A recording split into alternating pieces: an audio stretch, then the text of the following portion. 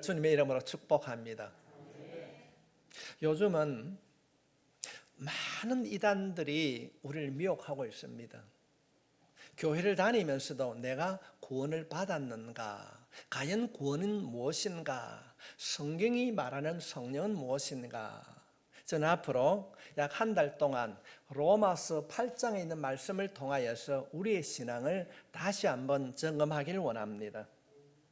성경 66권 가운데에 복음을 가장 잘 설명하고 있는 책이 로마서입니다. 그리고 로마서의 핵심이 8장인 것입니다. 어떤 성경학자가 그렇게 표현을 하고 있습니다.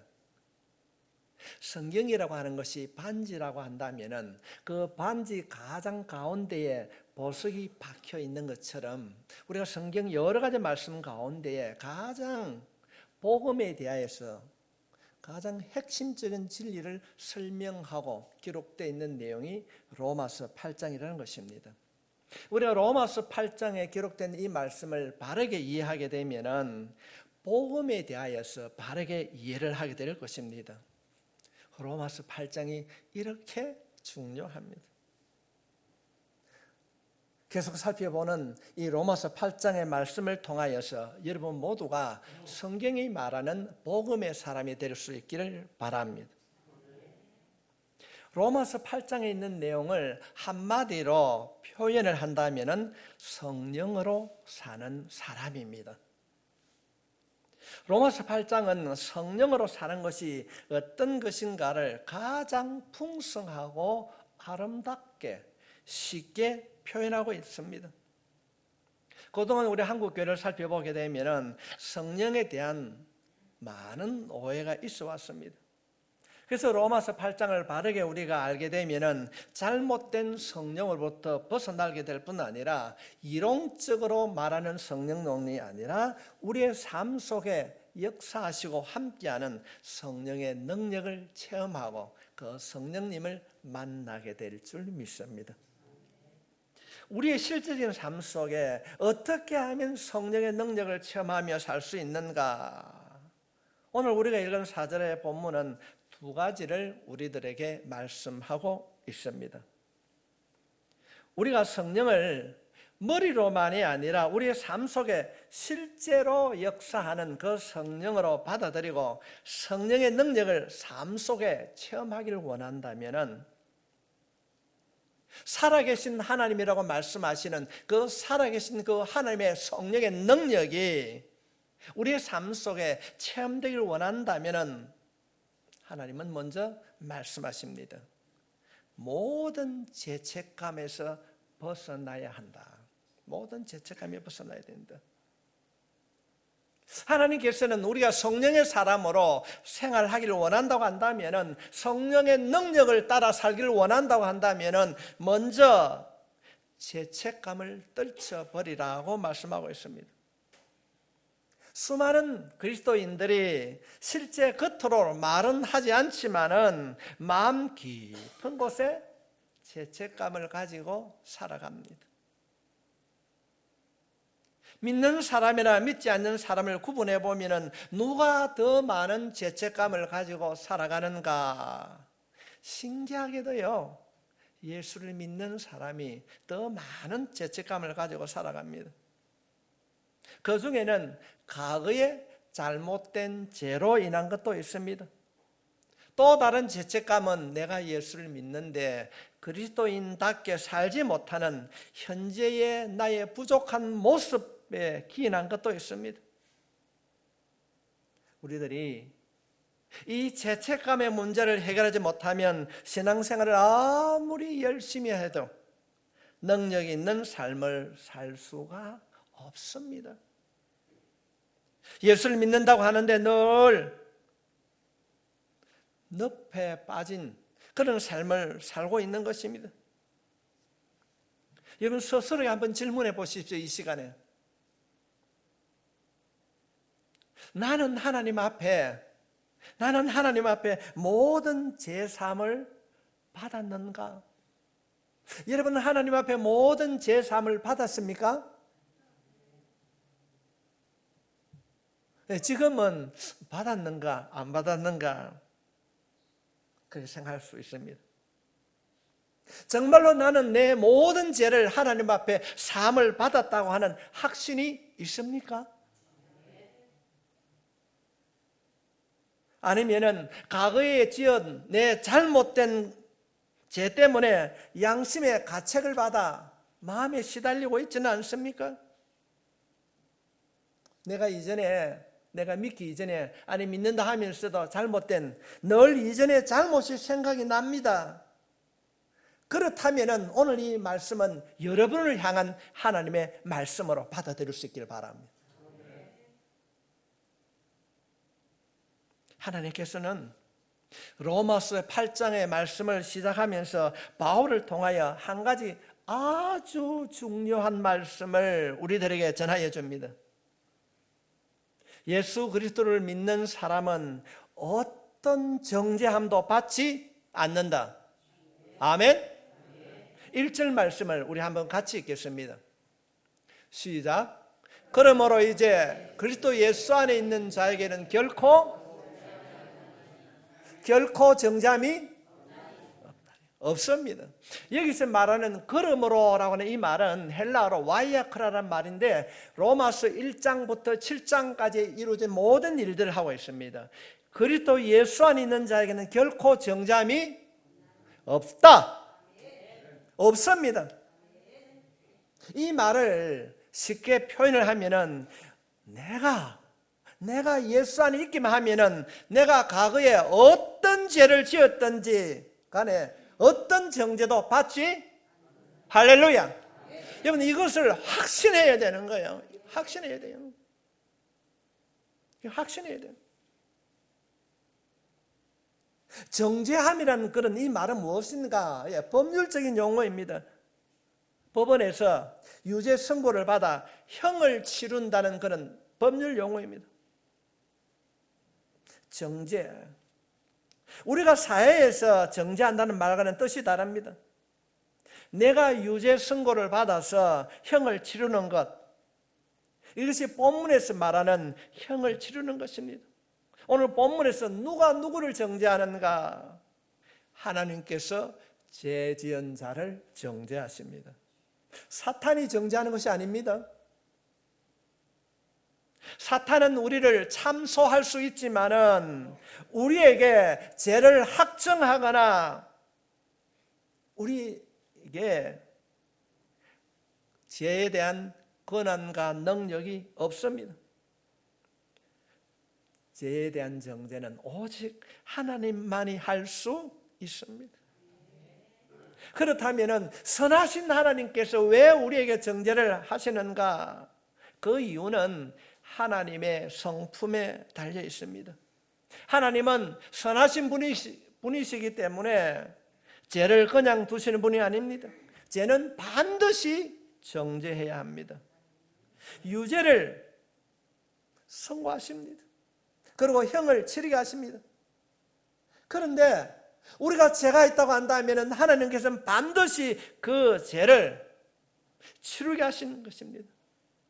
근데 놀랍게도 하나님께서 누구라도 예수 그리스도 안에 있으면은 누구라도 정죄받지 않는다. 이걸 확신에 가져야 됩니다. 이 믿음에 대한 자신에 대한 속량에 대한 확신이 없기 때문에 교회 오면은 제사함을 받았는가, 내가 내 죄가 있는가 없는가, 구원에 대한 확신이 없어요. 어떻게 내가 죄를 지었는데, 내가 생각하기에도 내가 과거에 어떤 죄를 지었는데 왜 형을 치르지 않는가? 이 놀라운 일들이 어떻게 이루어질 수 있는가? 성경은 말씀하고 있습니다. 7절로 8절에 있는 말씀입니다. 불법이 사함을 받고 죄가 가려짐을 받는 사람들은 복이 있고 주께서 그 죄를 인정하지 아니하실 사람은 복이 있도다 함과 같으니라. 성도에 어떤 말인가 하면요, 이것이 새까맣지 않습니까? 우리의 죄입니다. 우리의 죄인데 하나님께서 이렇게 가리워지면 이제 뭐가 보입니까? 새까만 것이 보이지 않습니다. 우리가 가지고 있는 죄, 우리가 가지고 있는 그 죄를 지었음에도 불구하고 유죄의 선고를 받아 형을 확정짓지 아니하는 것은, 정죄당하지 아니한 것은 하나님께서 우리의 죄를 가리워 주셨기 때문입니다. 가리워 주기 때문에. 내가 죄를 짓지 않는 것이 아닙니다. 내 안에 죄가 없는 것이 아닙니다. 나는 과거에 죄를 지었고 지금도 죄를 짓고 앞으로도 죄를 지을 것입니다. 내 안에 죄가 있습니다. 그런데 내가 예수를 믿고 내 안에 예수님이 계시면은 하나님은 우리의 죄를 가리어 주십니다. 검은색을 가지고 있지만은 가려졌기 때문에 보이지 않는 거예요. 주님이 우리의 죄를 가려 주셨습니다. 뿐만 아니라 하나님은 우리의 죄를 인정하지 않습니다. 이것이 우리가 정죄받지 않는 이유입니다. 공의의 하나님은 반드시 죄를 벌하셔야 되는데 하나님은 우리에게 왜 이런 놀라운 일을 행하시는가? 왜 이런 일을 하나님은 행하시는가? 이유는 한 가지입니다. 1절 말씀입니다. 다시 한번 1절 띄워주실까요? 그러므로 이제 그리스도 예수 안에 있는 자에게는 결코 정죄함이 없나니. 그러므로 여기에는 1장부터 로마서 1장부터 7장까지 모든 내용이 집약이 되어 있습니다. 어떻게 우리 안에 정죄함이 없어졌는가? 우리가 1장부터 7장까지를 다 살펴볼 수 없지만은 오늘 이 시간에는 두 구절에 집중하려고 합니다. 우리 5장 1절 한번 볼까요? 같이 한번 읽겠습니다. 시작. 그러므로 우리가 믿음으로 어렵다 하심을 받았으니 우리 주 예수 그리스도로 말미암아 하나님과 화평을 누리자. 이 내용이 넉자로 줄이면 너무나도 잘 알고 있지 않습니까? 로마서의 주제가 무엇입니까? 이신칭입니다. 믿음으로 구원을 받는다는 것입니다. 우리가 어떤 죄를 지었어도 정죄받지 않는 이유는 우리가 믿음으로 어렵다함을 받았기 때문입니다. 어떻게 그렇게 할 수 있는가? 그 근거를 성경은 이렇게 말씀하고 있습니다. 신약 성경 에베소서 1장 7절 말씀에 우리는 그리스도 안에서 그의 은혜의 풍성함을 따라 그의 피로 말미암아 속량 곧 제사함을 받았느니라. 우리가 하나님 앞에 죄가 있지만은 어렵다함을 받은 근거는 하나님의 은혜요, 예수 그리스도의 피라고 말씀하시는 것입니다. 예수님이 흘리신 그 보혈로 인하여서 우리가 어렵다함을 얻었다는 것입니다. 주님이 말씀하십니다. 로마서 3장 28절 말씀에 그러므로 사람이 어렵다 하심을 얻은 것은 율법의 행위에 있지 않고 믿음으로 되는 줄 우리가 인정하노라. 믿음으로 되는 줄, 행위에 있지 않습니다. 이것이 로마서 1장부터 7장까지의 내용인 것입니다. 요약을 한다면 예수 그리스도의 보혈로, 우리가 예수님의 보혈을 믿음으로 하나님 앞에 어렵다함을 얻었기 때문에 우리는 어떤 죄를 지어도 결코 정죄당하지 않는다는 것입니다. 이 사실을 믿을 수 있길 바랍니다.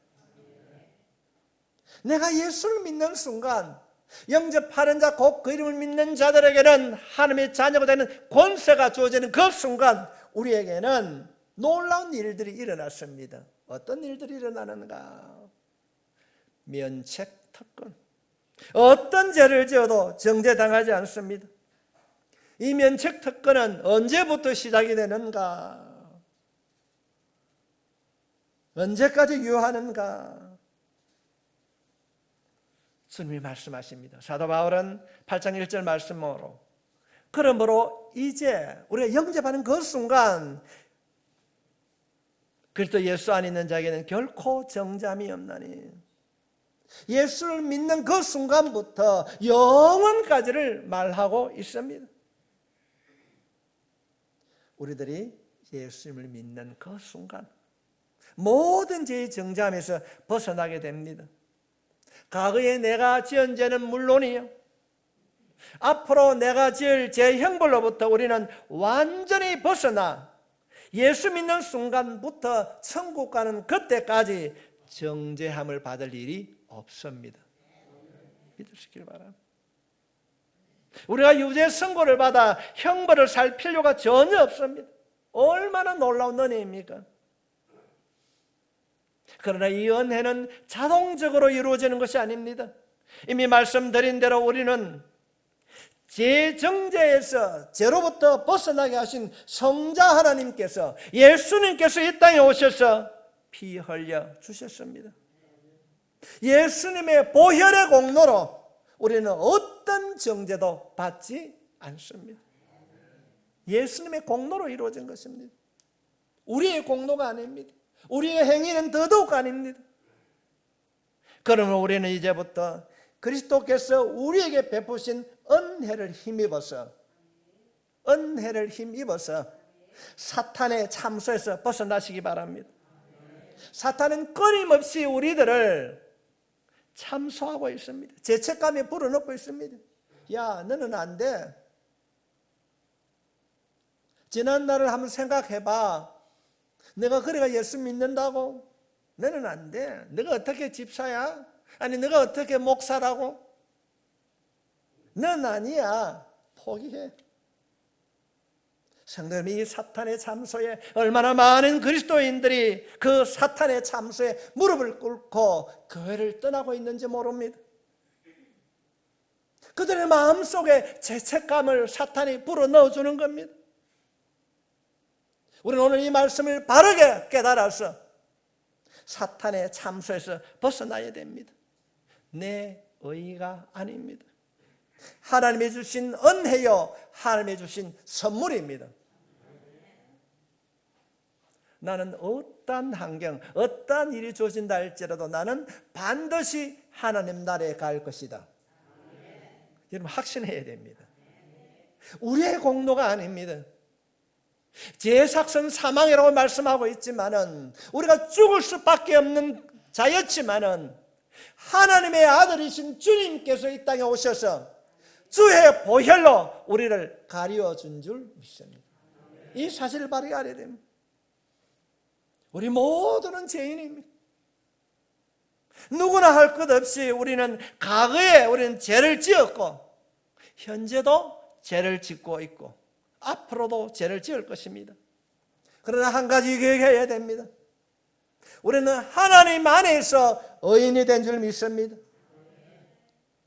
그것은 우리가 죄가 없어서가 아니라 내가 죄를 짓지 않아서가 아니라 하나님께서 우리의 모든 죄를 십자가의 보혈로 가려 주셨기 때문에 그렇습니다.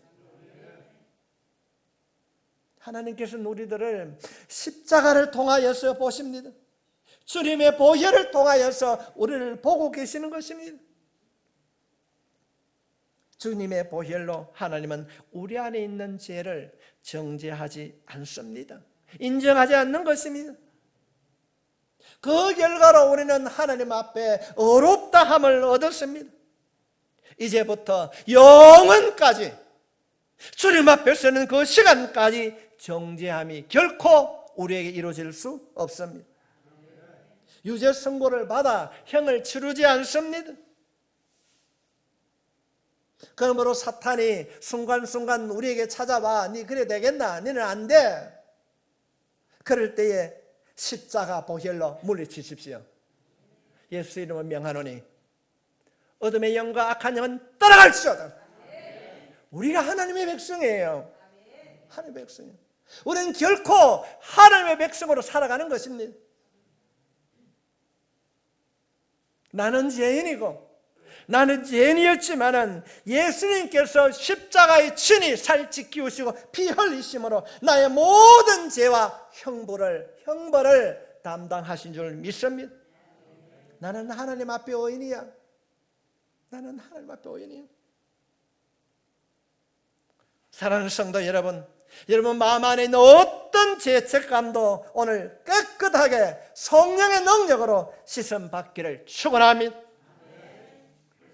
우리가 이 사실을 우리가 확신하게 되면 우리의 삶을 자신 있게 살아갈 수 있습니다. 우리가 257장 찬송을 그렇게 부르지 않습니까?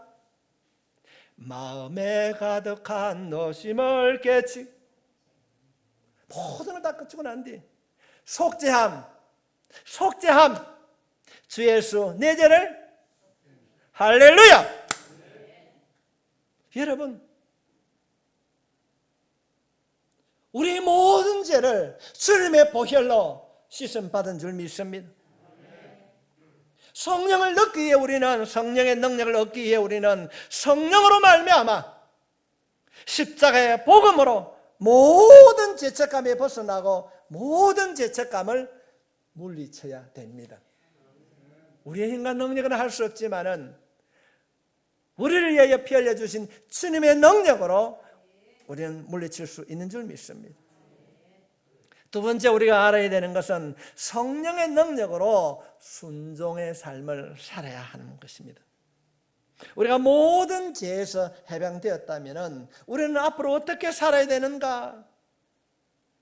죄를 지어도 유죄 선고를 받지 않고 형벌을 받지 않습니다. 그래서 이제 내 마음대로 살아가야지 이렇게 주장하는 이단들이 있습니다. 구원파입니다. 성경은 그렇게 가르치지 않습니다.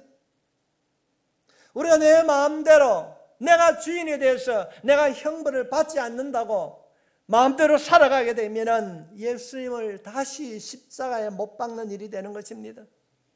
그렇게 살 수가 없습니다.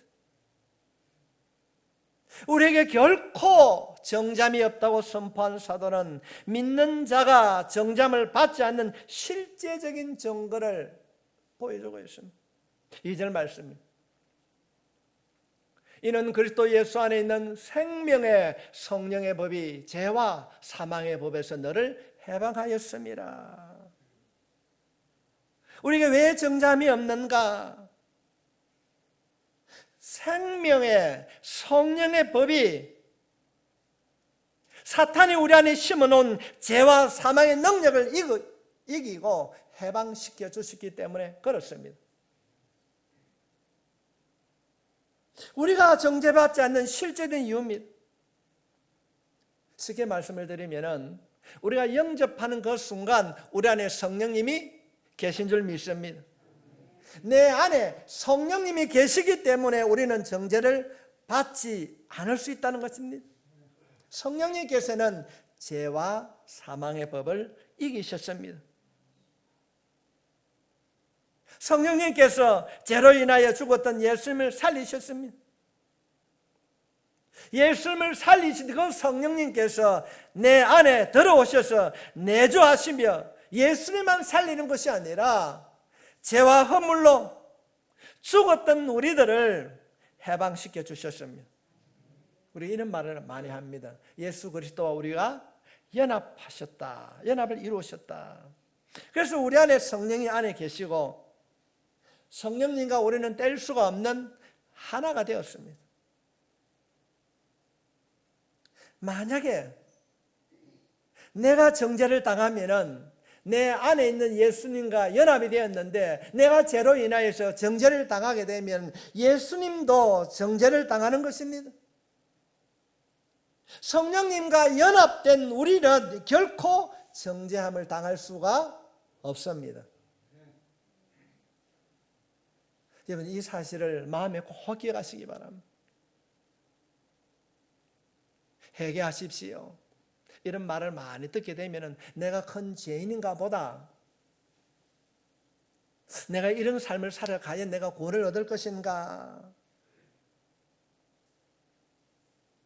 그렇지만 이들에게 하나님께서는 사도 바울을 통하여서 반복해서 말씀하고 있습니다. 8장 3절에 있는 말씀을 보겠습니다. 율법이 육신으로 말미암아 연약하여 할 수 없는 그것을 하나님은 하시나니 곧 죄로 말미암아 자기 아들을 죄 있는 육신의 모양으로 보내어 육신의 죄를 정하사. 죄 있는 육신의 모양으로 보내어 육신의 죄를 정하사. 우리가 잘 아는 내용입니다. 우리는 율법의 요구를 이룰 수가 없습니다. 왜냐하면 우리의 육신, 타락한 성품이 우리를 무능하게 만들기 때문에 그렇습니다. 얼마나 우리가 무능한지 로마서 7장 후반부를 바라보면 이렇게 나타납니다. 오호라, 오호라, 우리가 곤고한 사람이로다. 곤고한 사람이로다. 이 사망의 몸에서 누가 나를 건져내라. 바울은 이렇게 탄식하며 말씀하고 있습니다. 무능한 육신을 가진 우리는 거룩한 율법이 아무리 명령을 해도 순종할 수가 없습니다. 이것이 바울의 난제였고 우리의 문제입니다. 그런데 이 난제를 하나님께서는 어떻게 해결하셨는가? 하나님의 아들을 이 땅에 보내셨습니다. 주님이 이 땅에 오셔서 십자가를 지심으로 율법의 요구를 완전히 이루어 주셔서 정죄를 무효화시켰습니다. 예수님의 이 놀라운 사역으로 우리는 어떻게 혜택이 주어졌는가? 그 해답이 4절에 나오고 있습니다. 육신을 따르지 않고 그 영을 따라 행하는 우리에게 율법의 요구가 이루어지게 하려 하심이라. 그 영을 따라 행하는 우리에게 율법의 요구가 이루어지게 되었다. 오늘 4절에 있는 말씀은 우리에게 두 가지 혜택을 말씀하고 있습니다. 예수님의 순종이 나의 순종으로 인정된다는 것입니다. 우리는 할 수 없습니다. 그런데 예수님의 순종이 나의 순종으로 하나님께 인정이 되는 것입니다. 내가 십자가에 죽은 적이 없지만은 내가 믿을 때에 하나님은 예수님의 죽음을 내 죽음으로 보시는 것입니다. 예수님의 순종을 하나님은 나의 순종으로 인정해 주시는 것입니다. 보편적으로 사람들이 아담의 원죄로 인하여서 우리에게 죄가 들어왔다, 그 불순종에 내가 포함이 되어 있다고 하면은 사람들이 대부분 어떻게 생각합니까? 너무 억울하다는 거예요. 어떻게 아담의 그 불순종이 내 불순종이 될 수 있는가? 나는 아담을 본 적도 없는데 왜 내가 거기에 포함되어야 하는가? 성도 여러분, 그보다 더 중요한 것은 예수님의 순종에 내가 포함된다는 것입니다. 할렐루야. 예수님의 사역으로 또 한 가지 우리에게 놀라운 혜택이 주어졌습니다. 예수님의 순종이 나의 순종으로 하나님께 인정을 받을 뿐 아니라 우리가 성령의 능력으로 순종할 수 있는, 하나님의 말씀에 순종할 수 있는 새로운 존재가 되었다는 것입니다. 오늘 이것이 오늘 본문의 핵심 내용입니다. 성령님께서 내 안에 들어오셔서 나의 모든 정죄를 없애주시는 은혜를 베푸시고 성령과 내가 연합을 이루어서 나에게 무슨 일이 이루어졌는가? 과거에는 도저히 할 수 없었는데 완전히 말씀에 순종할 수 있는 새로운 존재가 되었다는 것입니다. 이 뜻을 바르게 이해하기 위하여서는 한 가지 질문을 해봐야 됩니다. 예수님의 그 사역과 우리 안에 오신 성령의 사역이 우리를 어떤 사람으로 만들어 주셨는가? 예수님이 우리의 모든 죄를 담당하시고 미래에 지한 형벌까지도 담당하시고 돌아가셨습니다. 성령이 우리 안에 들어오시는 놀라운 사역으로 이제는 마음대로 죄를 지어도 되는 그런 존재가 되었을까요? 구원파의 주장대로 그런 사람으로 되었을까요? 아닙니다. 우리는 하나님의 율법에 순종할 수 있는 존재로 변화되었습니다. 4절 말씀을 보겠습니다. 육신을 따르지 않고 그 영을 따라 행하는 우리에게 율법의 요구가 이루어지게 하려 하심이니라. 성령의 내재하심은 우리를 완전히 새로운 존재로 만들었습니다. 우리가 율법을 이룰 수 있는 존재가 되었다는 것입니다. 어떻게 이런 기적 같은 일이 이루어지는가? 우리 안에 타락한 성품을 따르지 않고 성령을 따라 행할 때에 우리에게 율법의 요구가 이루어지게 하신다는 것입니다. 우리에게 능력이 없습니다. 그러나 우리 안에 있는 그 성령을 따라 살게 되면 우리는 율법의 요구를 이룰 수 있다는 것입니다. 이것이 모든 정죄에서 해방된 은혜를 받은 우리가 살아가야 할 삶의 모습인 것입니다. 사랑하는 성도 여러분, 우리는 이제는 어떤 정죄도 받지 않는 놀라운 존재가 되었습니다. 그러므로 우리는 이제 죄를 지어도 괜찮다고 하는, 내 마음대로 살아가야 된다고 하는 자가 아니라 성령님과 동행하며 죄를 이기는 자로 살아가야 될 줄 믿습니다. 우리는 이전과 같이 살 수 없습니다. 나에게는 능력이 없지만은 내 안에 계시는 성령님에게는 죄를 이길 수 있는 능력이 있습니다. 그러면 우리는 이제 마음은 온유로되 육신은 약하다고 하는 이런 핑계를 대어서는 안 되는 거예요.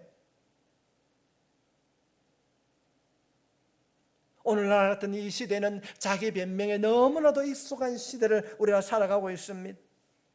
사랑하는 성도 여러분, 우리는 새로운 존재가 되었습니다. 그러나 지금도 많은 그리스도인들이 실패하며 살고 있습니다.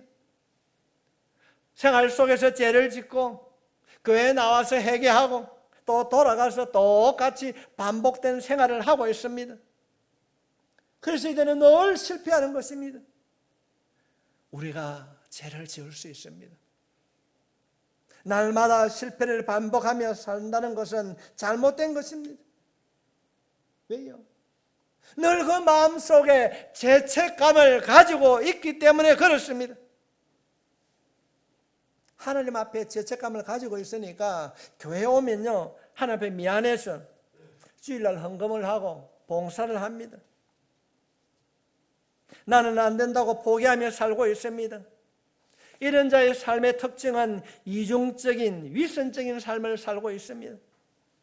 교회 안에서는 성도로 행사하고 교회 밖에서는 불신자가 똑같은 생활을 하고 있습니다. 삶에 차이가 없습니다. 이런 자들은 성령의 능력도 모릅니다. 새로운 삶이 무엇인지도 모릅니다. 성령님께서 주시는 기쁨이 무엇인지 모르고 살아가고 있습니다. 영적으로 실패한 삶을 살고 있습니다. 물론 우리들도 연약하여 지금도 죄를 짓고 살아갑니다. 그러나 우리에게는 한 가지 달라졌습니다. 우리가 죄를 이길 수 있습니다. 죄를 이길 수 있습니다. 우리 안에는 죄와 사망을 이기는 생명의 능력이 있는 줄 믿습니다. 우리가 주님을 의지하며 날마다 주님과 동행하며 살아가면 우리의 모든 죄책감에서 벗어나고 매일의 삶에서 주님의 능력으로 죄와 사망의 능력을 이기며 살게 되는 것입니다. 그 결과는 기쁨입니다. 평안입니다. 담대함입니다. 여러분, 돈이 좀 없으면 어떻습니까? 부족하면 어떻습니까? 무엇이 대수라고요? 내 건강이 좀 여의치 못하면 어떻습니까? 죽음을 정복한 그 주님이 내 안에 살아계시다고 한다면 이길 수 있습니다. 이런 믿음을 가질 때 우리의 삶에는 항상 기쁨이 있습니다. 실패한 삶이 아니라, 좌절한 삶이 아니라 날마다 성령과 더불어 성령님과 함께 살아가는 것입니다. 위선적인 삶이 아니라 진실된 삶인 것입니다. 진실된 삶.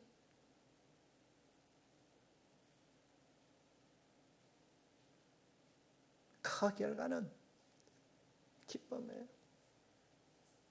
성도 여러분, 좀 잘못했으면 어떻습니까? 하나님, 내가 잘못했습니다.